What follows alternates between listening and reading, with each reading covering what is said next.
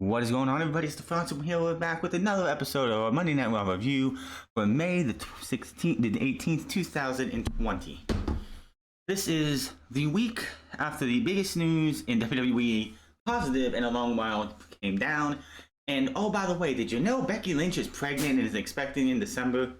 If you didn't know that before this show, WWE did what they always do with everything. They beat you over the head with this news as we open the show the same way we did on SmackDown with the Becky Lynch news and a tribute video to Becky Lynch. As well, WWE did this basically because this could be last Monday could be the last time we see Becky Lynch for a very long time or ever as a in-ring competitor. But we don't need to continue to hear about it. They showed us that video package, and then a couple times during the show, they mentioned, oh, by the way, Becky Lynch is pregnant. But we already know Becky Lynch is pregnant. Come on, let it go already. God, they just love to beat you over the head with everything. Then, Charlie Cruz is in the middle of the ring. And she brings up the end of last week. And once again, Charlie Caruso is mandated to say that Randy Orton versus Edge would be the greatest wrestling match ever. This is a clear shot at AEW because AEW's been having all these great matches before the pandemic, during the pandemic, while WWE can't cut the mustard. So they had to say, we're going to drag these two guys out here and give you a match that we are billing as the greatest match ever.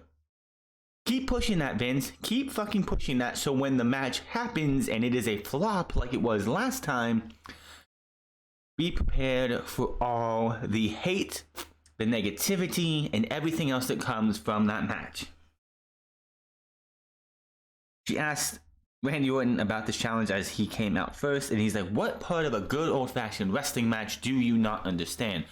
This company is World Wrestling Entertainment. Wrestling is the backbone of this company.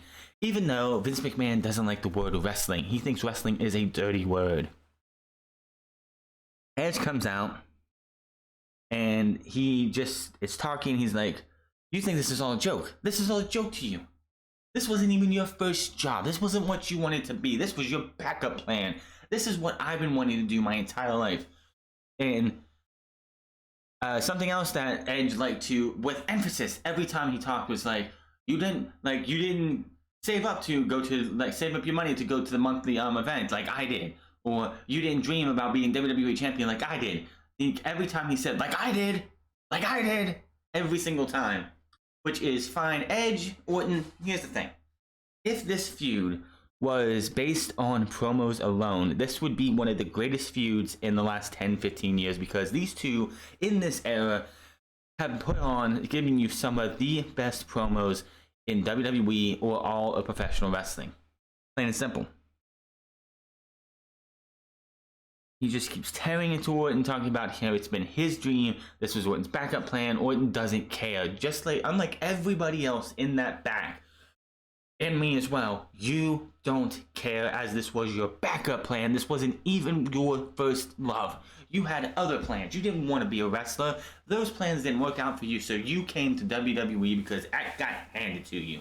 This was your backup. This was my first love. This is something I've been wanting to do since I was a child.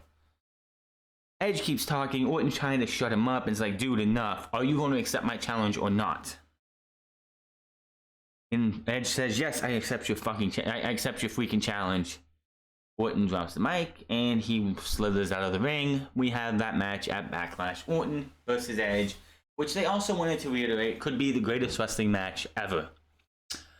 Again, Vince, keep pushing that narrative so when it backfires in your face, me and any other content creator on this platform, YouTube, Twitter, Twitch, anywhere, Facebook, Instagram, whatever, can sit there and laugh and laugh and laugh that these guys are going to go out there and probably just stink the place up. Now, I'm not saying it's going to be a bad match, but the greatest match ever, first off, that's a lot of pressure to put on anybody. Do you really think that somebody goes out there like Shawn Michaels and The Undertaker at WrestleMania 25? Do you think you had Triple H or Vince McMahon sitting back there go have the greatest match ever? No, that's a lot of pressure. And then the top on that, WWE's Twitter page tonight put out a tweet with a picture of these two in the ring cutting their promo, and put in the tweet all the makings of a 5-star classic. What? Are you fucking kidding me? That's a lot. Like, first off, even if these guys were at their young age and they were both, like, yes, of course, Edge came back from a neck injury, took him 9 years. He even mentioned that to Randy Orton. You never had to do that. I did. Even if they were pre-neck injury by Edge in retirement, still, it would be a lot of pressure for guys to go out there and say, hey, you have to go out there and give us a 5-star classic. Is it going to be one? No, it is not. But yes, he accepted the challenge, and at Backlash, that match will be happening. Then we go backstage, and Seth Rollins, who looks like he's in a lot better shape and a lot better shape physically and mentally this week, is just sitting there. His hair's all done back again. He's in a suit. He got the one black glove. When Murphy comes in, they smile. They have their little, they look happy and everything. Seth has had a revelation. He wants to share it with the rest of the world, which I'm just thinking, Seth, just talk right there. You don't have to come to the ring. You don't need to have a microphone in front of your face. You can just talk right there. Why? Because you're going out to the ring and there's nobody there. So Murphy and Rollins are out in the ring. They hug. Sometimes in life, Seth says, you have to lose who you are to truly find yourself. Now, when I lost to Drew McIntyre at Money in the Bank, a part of me felt like I lost everything. I fell into a dark place. I thought I would never escape. Without darkness, there is no light.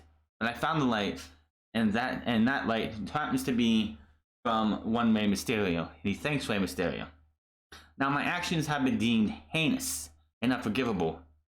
Others, an act of penance, paid to me by Rey Mysterio. But the way I see it, what happens was unfortunate but necessary, a sacrifice for the greater good, so I could be the leader I was meant to be. I want to take this time to speak to Rey. Rey, I know you're home healing, and I know you can't see it now, but you will come to see it. Coming from the bottom of my heart, you're welcome. Out comes Humberto Carrillo. Why? Because he sees Rey Mysterio as an idol. He feels like this guy is his boyhood hero, and he's going to come out here and fight for the honor of one Rey Mysterio. He says, Seth, do you think anyone believes you care about Rey? He's a hero to many and my idol. You're nothing but a coward. Runs into the ring. Murphy gets in between Seth and Humberto Carrillo. Seth says, Humberto, I respect you for standing up for your honor of your idol, Rey Mysterio. If you're out here to fight me, I'm afraid I am not dressed to compete. But my disciple is dressed for a match with Aleister Black later, but if it's a fight you want, it's a fight you get. And then we go to break. Yes, Aleister Black and Murphy have a match later in the night. But, of course, what does WWE do? We're going to have a match for Murphy now. So, of course, when we come back from commercial break, we're in the middle of a match between Humberto Carrillo and Murphy. Not much to this match, really. Humberto Carrillo gets beat by the fact that he was in control for a moment. Throws Murphy back into the ring because they're both on the outside. He goes up to get on top of the turnbuckle, or go for a springboard. Seth Rollins just coldly walks over and stares him down. He puts his eyes he looks at Seth Rollins for way too long, goes for the springboard. Eats a knee. Murphy's Law. 1, 2, 3. Buddy Murphy beats Humberto Carrillo. So, what was the point? I don't know. After the match, Carrillo's, trying to get up. He's on the second rope, just resting there, trying to get his bearings because he just got his ass kicked. Seth Rollins directs Murphy, knee to the back of the head. He takes Carrillo outside, throws him into the steps. Before he can do anything else, Aleister Black's music hits. He comes down, and they start brawling some more. Aleister Black gets the better of him. Looks like he's going to go for a black mass. Murphy and Seth Rollins both get out of dodge. We will see them later. Then, because WWE and Vince McMahon thinks that Baron Corbin is such a ratings draw that let's not have him, just a match. Let's have him have 2 other segments. This one, we see him screaming at some suit and tie guy and crying, being a crybaby because he doesn't get his fucking way. He needs his own dressing room. He needs to get people to get his own. He needs to get people need to get him food, his food for him. He's bitching, he's moaning, he's complaining about the referee. And it's just like, way to portray Baron Corbin as this serious threat to Drew McIntyre. You're making him look like a fucking crybaby. This is supposed to be the King of the Ring from 2019. And now he looks like the baby king.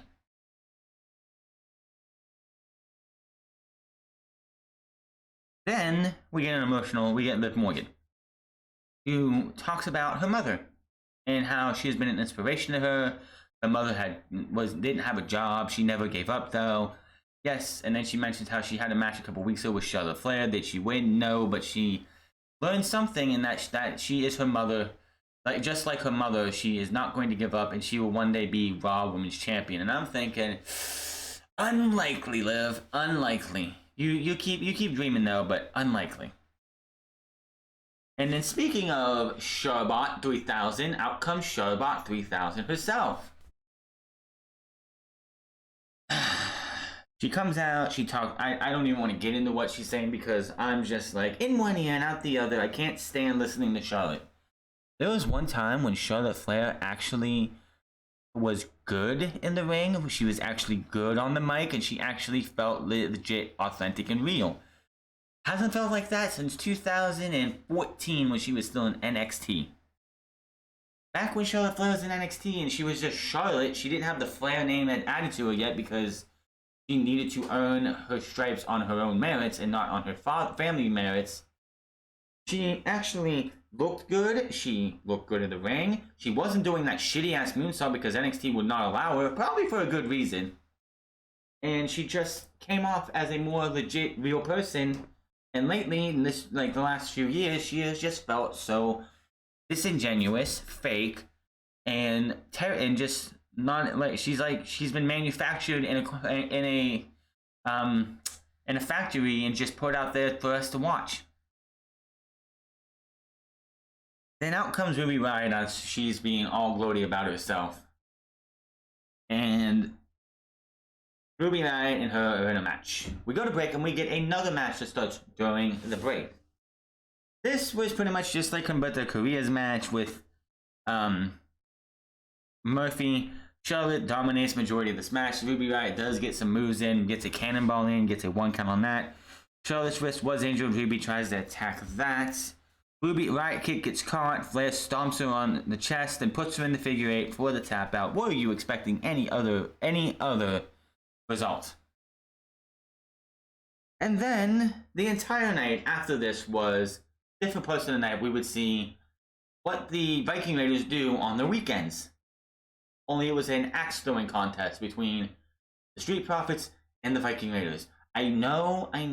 We only have 2 tag teams, legitimate tag teams on Monday Night Raw. The Street Profits and the Viking Raiders. AOP is around with injury.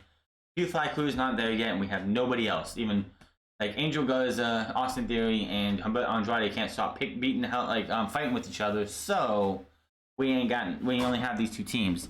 But you literally could find anything else. Hell, we got this brand to brand invitation. Have a tag team from SmackDown. Have the New Day come over. Have Heavy Machinery come over for a night. Have somebody, Lucha House Party, come over to face the Viking Raiders or the Street Profits to give us fucking tag team wrestling. Yes, I know. We don't want to see the Street Profits versus the Viking Raiders every single week because we would get tired of it after a while. Then we go to the ring. Kairi Sane is out there. She is speaking fluent English. Perfect English. She's not yelling in Japanese, laughing in Japanese. There's balloons everywhere. This is Asuka's championship celebration. Asuka is finally introduced. She comes in. They hug. Asuka is so happy. Kairi points to the Titantron, mentions NXT Women's Champion, SmackDown Women's Champion, in perfect English, mind you. In perfect, fluent English. Raw Women's Champion. She is a Grand Slam champion. Yes. Asuka, if you don't know it, is the most decorated woman in the last, and in this era of the women's division. Asuka is the most decorated woman. She has won every championship. She has won the Royal Rumble, and she was a sole survivor in the Survivor Series in 2016. Asuka has done so much in so little time. It is not even funny. She has conquered it. She has seen, done, and conquered it all. The only thing she hasn't done is gone over to NXT UK and dominated that division. If she did that, then she might as well just retire. Out comes the most, what do I want to say this? The most unprofessional, careless, piece of shit wrestler in WWE, Nia Jax. Nia Jax comes down and says, there's nothing to celebrate. You were handed the Raw Women's Championship because Becky is pregnant. By the way, did you know Becky Lynch was pregnant? Because you hear it an awful lot tonight.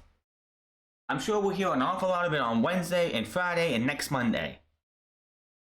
But she says, well, you're only going to be a placeholder for that championship because that title is going to go to someone who's more worthy and fitting for that championship. And she looks at us, she's like, me. I'm like, worthy? Fitting for that championship? Give me a fucking break. You are a piece of shit who deliberately tries to hurt your co-workers. Someone telling you they're not set and you just throw them down lazily, not even getting close to a fucking turnbuckle for a buckle bomb, and countless other times breaking Becky's face, which actually was a godsend for Becky because that made Becky Lynch the man that she became. And so many other things. Hurting Bayley, hurting Sasha Banks, hurting other women. Nia Jax is only in the position she is in because she's related to The Rock, and you can't tell me otherwise. She's not talented. And then this is the funny thing: you have Nia Jax, who looks like she's going to be the first one in line for Asuka's title reign. Probably going to be the match at Backlash. So what do you do?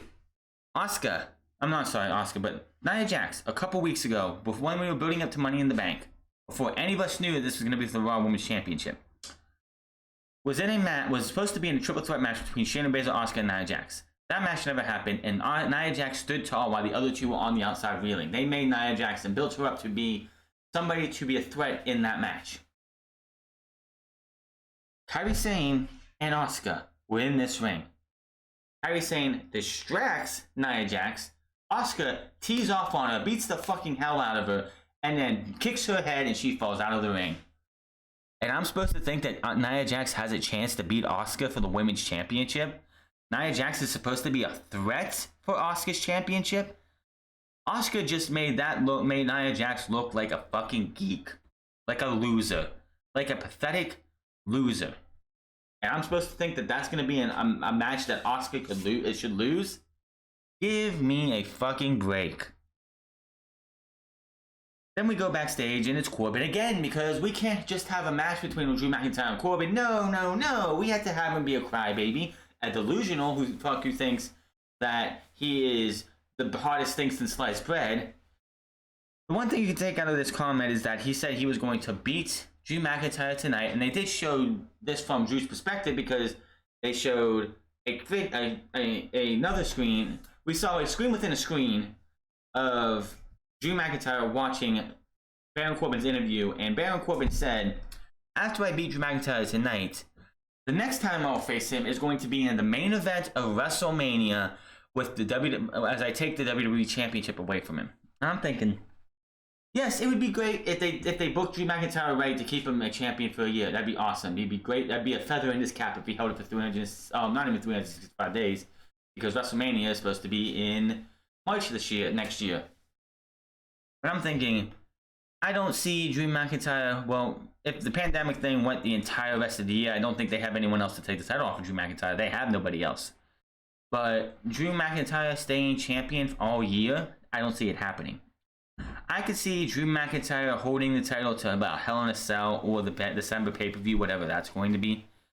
Or maybe even the Royal Rumble. Or SummerSlam. I don't see Drew keeping it all year long, even though he would be able to carry the company if they had the people for him to plow down. Kevin Owens is back, by the way. Kevin Owens hosted the Kevin Owens show. Before we see this, we see R-Truth in the ring. Says Pretty Ricky told him Lashley is a bad, bad man. We see what happened the last time about R-Truth is in the ring and beat MVP in that 6-man tag team match. Lashley coming out holding the full Nelson as they beat up on R-Truth. R-Truth versus Lashley. Lashley comes out. Truth tries to stay away from him. He gets out of the ring, puts the teeth in, and says, "Hey, it's me, Pretty Ricky." Lashley beats the fuck out of R-Truth. He picks him up. He pulls him up to his to sitting position, smacks him, like gives him a little love tap on the face. Doesn't get up. Lets him brawl with him a little bit. Takes him down. Puts him in the full Nelson. Does a full Nelson slam. Then makes him tap out to the full Nelson. Not much else you can say there. Then you see Bobby Lashley sitting in the ring. You see MVP in the back, just sitting there clapping. And then for whatever reason, you have Lana, his kayfabe wife, in the back, just losing her fucking mind, grabbing stuff and tossing it left and right, getting pissed at the fact that Bobby Lashley could possibly be succeeding with MVP by his side. Like, it's almost as if, like, they had Lana act as if she just found out that he's not the father, or she just found out that he is breaking up with her, and he told the whole world without telling her yet. What the fuck was that about? Is this how they're gonna break them up? Is the fact that Lana and Lashley, like Lana is not allowed to be out there with Lashley anymore because he says she distracts him, but he's okay with having MVP out there. Is that what they're going with? Seriously?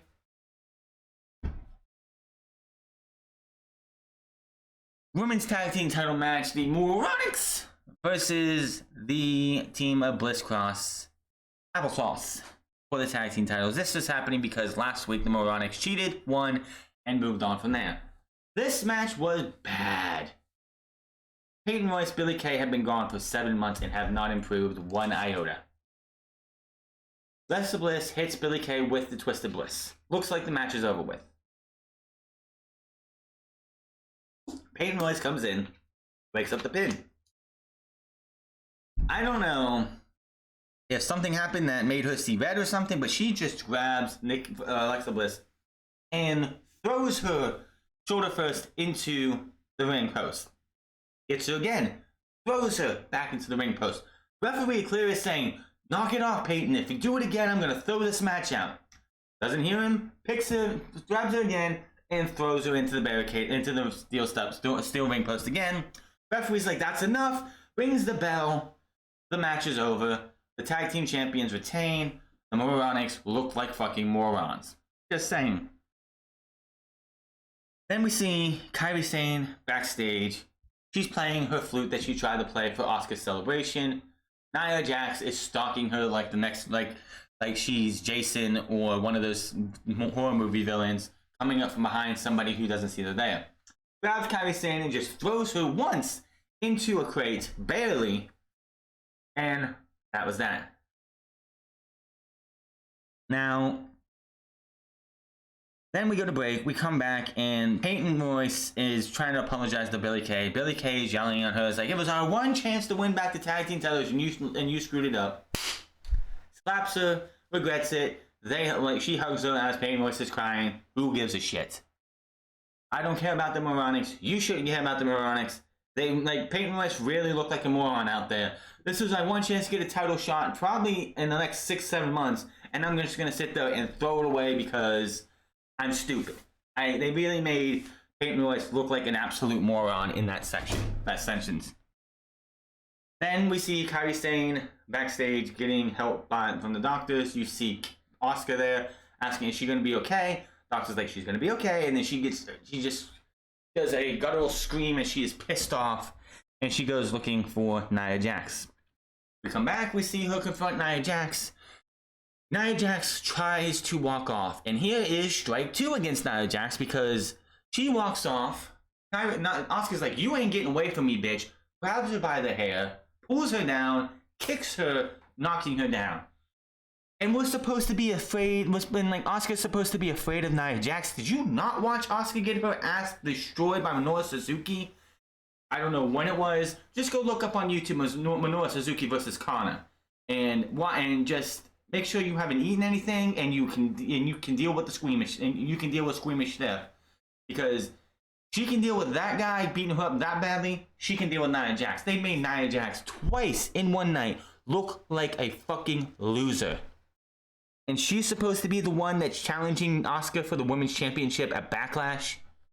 Wow. I would have rather had Kairi Sane turn on Asuka, fully making Asuka babyface, and then have Asuka versus Kairi Sane at Backlash. Shayna Baszler's not going to be there yet. That's a SummerSlam match if we have fans. Which Vince McMahon wants to have fans. So, Asuka and Nia Jax, who gives a shit? Shayna Baszler versus Natalya submission match. This is, of course, a continuation of last week where Natalya wanted to stand up for the joys of motherhood and Becky Lynch. And then she got soundly defeated last week. And then this week we had a submission match. Basically controls most of the match. Natty did get a sharpshooter on, but that didn't last very long. By the way, if you didn't know, a submission match is a de facto no disqualification match because you can only win by submission. No rope breaks, no countouts, no DQs. They never mentioned that. They did mention the fact that Shayna Baszler got to the ropes that there was no rope break because it is a submission match. You could tie somebody up in the ropes if you wanted to and just sit there and break their ankle. If you could get them to tap out, that's a submission match for you. So Natalya, who didn't have the sharpshooter on, Shayna Baszler eventually got to the ropes. Natalya was able to get a knee bar on as Shayna's leg was starting to get compromised. Shayna Baszler was able to flip this around and get out of this into the Karafuda clutch. Natalya is close to the ropes. She tries to reach for the ropes with her arm on top. Shayna Baszler takes her leg and puts it around Natalya's arm so she can't get to the ropes, and Natalya eventually taps out. Shayna Baszler wins. After the match, though, you see Natalya just sulking in the ring, and you see the crew members coming in trying to set up for the Kevin Owens show, which was our next segment. She is kicking the ropes. She is pissed that she got beat twice in a row by this killer in Shayna Baszler. They're trying to set up Kevin Owens' show. She won't let him put the carpet down. She takes the chairs, throws them out. She takes the signs and throws them out. And then we go to commercial break. And I'm thinking, because we come back and it's all still a wreck, and I'm thinking, Natalya eventually left in that commercial. You couldn't get these guys to come back out here and quickly tidy this thing up? No, we're not going to do that. So the Kevin Owens show is out here. He did mention where he's been, why he hasn't been here. Because he got a WrestleMania moment he will never forget. And that WrestleMania moment, of course, was leaping off of that WrestleMania sign down to Seth Rollins on the commentator's desk. But that came with a price. And he got very banged up, and he was on the shelf for about 2 months. Because WrestleMania was taped in the middle of March. That spot happened in the middle of March. He did not wrestle. He honestly did not wrestle going into WrestleMania because all those matches were taped beforehand. But he did not wrestle at all in April, at all, live, or outside of that WrestleMania match. And he didn't wrestle last week. So he had about 2 months off from the time that match was taped to this match, this show, which was taped last week. Says he's good to be here and he's back. He brings out Zelina Vega, Austin Theory, Angel Garza, and Andrade, who were arguing before this happened. Zelina Vega got them all under control. Once asked them all, am I clear? Andrade said yes, Angel Garza said yes, and then Austin Theory said yes, but she was like, yes, what? He's like, yes, ma'am. And they all walk out together. Now Kevin Owens is standing on the apron, he's not standing in the ring. Vega says that just because there's been a little squabble here and there, you think we're not on the same page, you're wrong. Kevin Owens is like, there's a reason I'm out here and not in there, because you're not my only guest. That is this man. You know him very well. Out comes Apollo Crews, who we have not seen since the 2 weeks before Money in the Bank when he sustained that kayfabe injury to take him out, so AJ Styles could come in, not win the Money in the Bank, but be in the finish. Cammy Andrade brawl. Kevin Owens pulls off Angel Garza, and then we go to commercial break, and we have Apollo Crews and Kevin Owens versus Angel Garza and Andrade. Another so-so match, nothing else happening here. It's not what happened in this match, it's what after. Now, towards the end of the match, Theory ends up getting on the apron while the referee's distracted and knocking the hell out of Angel Garza. So, you get the powerbomb from Apollo Crews, they win, they're gone. Apollo Crews and Owens win this match. After the match, Andrade is questioning Angel Garza, not Angel Garza, but Austin Theory, and they're trying to get help, Angel Garza up as he was knocked out and he was taken out of that match. Andrade pulls back away from them, and then he attacks Austin Theory. Now, Vega says, get on him, I'm done with him anyway. So Austin Theory is out of the Vega group. Now, the rumor going into this show, soon with how they started last week, that Austin Theory is going to be leaving Monday Night Raw and going back down to NXT. This looked to be the case as they beat the hell out of him. Austin Theory was held by Angel Garza and Andrade. Vega said, I should have never believed in you, and she slapped the taste out of his mouth. They beat his ass. They threw him into the timekeeper's area, and they left him laying. They leave.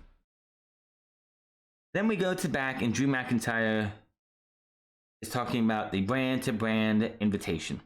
And said, it's great. We get many dream matches that WWE fans have not seen.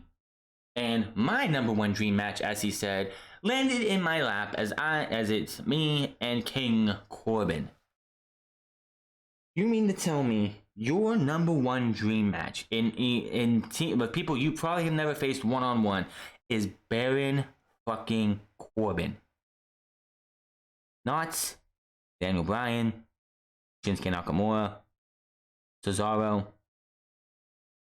Name a couple other ones out there. Well, Gulak's gone, so I can't say anything about that. But Baron Corbin is your number one. Wow. He says that he pretty much said that. Yeah, I told you last week, Corbin. It's always great to have a Claymore. It's always time to have a Claymore party on Monday, and I have a Claymore fit for a king. And wow. Now, Aleister Black versus Murphy as we come back from commercial break. Murphy's in the ring, and Seth Rollins is giving him the last few minutes pep talk before Aleister Black gets out here. Black usually comes up from his coffin thing, and then just slowly comes to the ring. He was opposite of that. He's making a beeline for the ring. He wants to fuck this guy up. So these guys are having their match, and then you notice that when they have the camera focused on Seth Rollins, in the left side of the camera where they're looking at, you see Austin Theory is still in the timekeeper's area trying to get his bearings because he got his ass kicked. Seth Rollins notices this too, and he walks over and gets over to Austin Theory while Aleister Black and Murphy are in the match. So Aleister Black is dominating Murphy. Seth Rollins puts his hand out to Theory. Theory takes it. He gets up. Aleister Black has hit Murphy with a knee, getting him up for the Black Mass. Seth Rollins points to the ring. Austin Theory gets in the ring and starts beating up on Aleister Black. He and Murphy start beating and double teaming on Aleister Black. And Aleister Black, of course, tries to fight back on Austin Theory, but the numbers game is too much, and he is done. Seth Rollins walks over to Austin Theory, gives him a hug. They hug. And it looks like we have a new member of the Monday Night Messiah's ranks. Alongside Buddy Murphy, it's now Austin Theory. Now, two things. One, will Austin Theory, if this stays as a group, will he keep his first name? Will he be Austin Theory, or is it going to be Murphy and Theory, or Murphy and Austin? I don't know. WWE got rid of Buddy Murphy's first name and just call him Murphy now. Will Austin Theory be the victim of a one name, hacking off a name? Is it going to be like, the following contest is scheduled for one fall, being accompanied by the ring by the Monday Night Messiah. It's Austin and Murphy, or Murphy and Theory. I don't know, but Honestly, if they want to, because I know that Austin Theory is loved by Paul Heyman. Paul Heyman wants to use this guy as much and as often as he can. Obviously, it made no sense really to have Austin Theory in a Hispanic group with Angel Garza, Andrade, and Zelina Vega, who are all of Hispanic descent. So him being taken out of that group and put in this group with a guy who has been a multi-time world champion, multi-time tag team champion, and an Intercontinental champion under the tree of Seth Rollins is probably a good thing for Austin Theory if they want to keep him on Monday Night Raw. If they tried to keep him on Monday Night Raw by himself, he would sink so fast, so far, so fast, it would be bad. So Austin Theory with Seth Rollins, if it's the best case scenario they can do for a guy that Paul Heyman wants to have on his brand. Now, Apollo Crews is backstage as we get towards the end of the show, and he's asked about does he have something to prove after missing out on Money in the Bank because of the injury. He says, "Oh, of course I do. I don't know what hurts worse, the injury or missing out on my opportunity for Money in the Bank." He talks a little bit more, and then Zelina Vega comes in. He wants to make something happen. He wants to be the United States champion. He wants to take the title from Andrade. Zelina Vega, of course, comes in, tries to steer the conversation another way, doesn't want him to do that. And he's like, where is he? Where's Andrade at? Because was he afraid I was going to slap the taste out of his mouth again? And Apollo Crews walks off. Zelina Vega is not happy.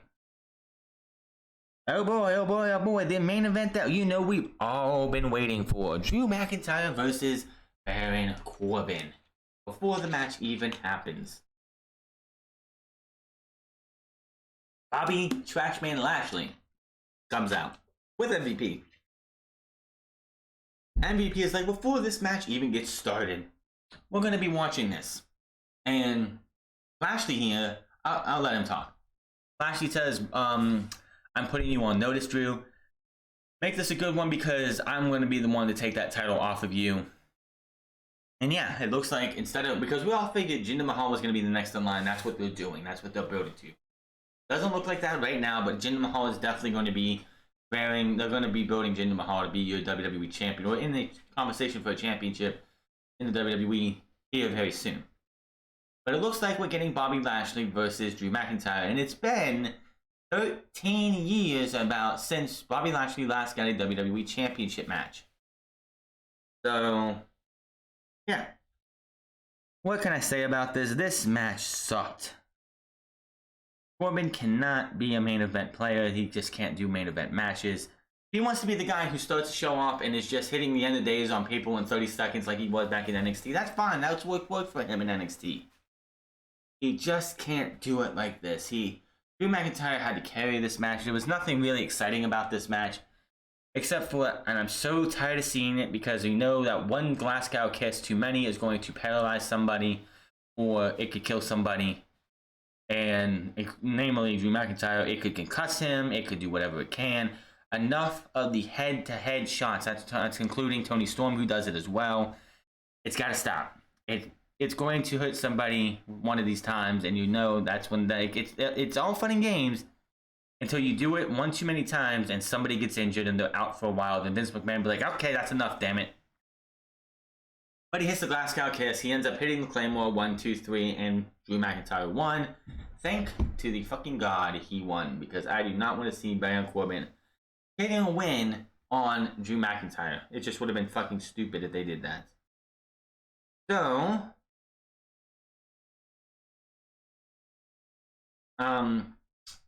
what's going to happen next? It looks like we're getting Bobby Lashley versus Drew McIntyre at Backlash. Do they have anybody else? No, they do not.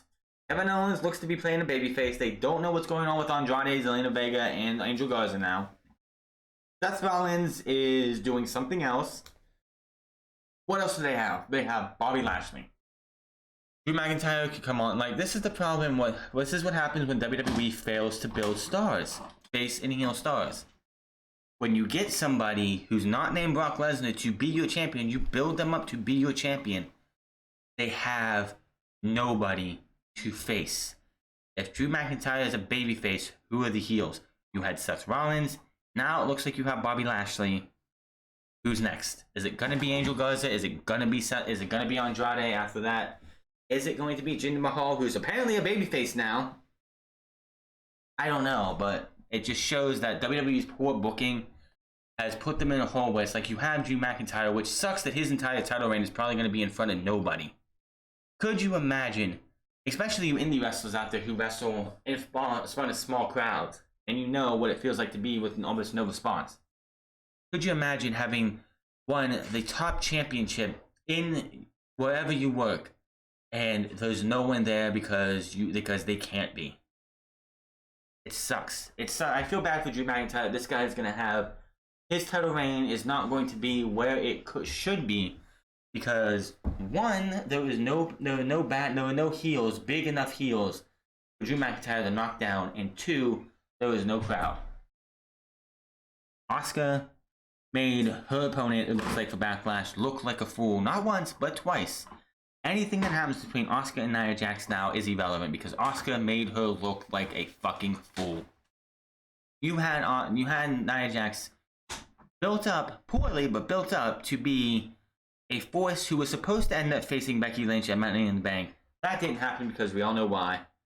But you have her be the first person to challenge Asuka, and you make Asuka look so dominant against her, and the fact that Nia Jax is 3 times Asuka's size. And she still looked like the smaller competitor, the weaker competitor. There's WWE booking so poorly that you have two main champions in Asuka and Drew McIntyre. And Asuka has a perfect opponent in Shayna Baszler whenever they want to get around to that. But Drew McIntyre really doesn't. You have Seth Rollins, Bobby Lashley, and that's about it. And please, oh please, do not have them bring Brock Lesnar back just for the hell of it. But that is your Monday Night Raw review. It's not getting any better. I know they put out that survey about putting talent in the crowd as fans, but I think we're so far into this now that I don't even think that would matter anymore. If they would have did it from week 1 or week 2, it probably would have made some kind of a difference, but I don't even think it's going to matter anymore. But hit that subscribe button, comment down below, like or dislike this video, find me on Twitter at The France Club, find me on twitch.tv/TheFranceClub, find me on Instagram at The France Club, and I will see you guys Wednesday for AEW, the Go Home Show to Double or Nothing 2020, live from Daly's Place. So then, my name is France, and I'll see you guys later.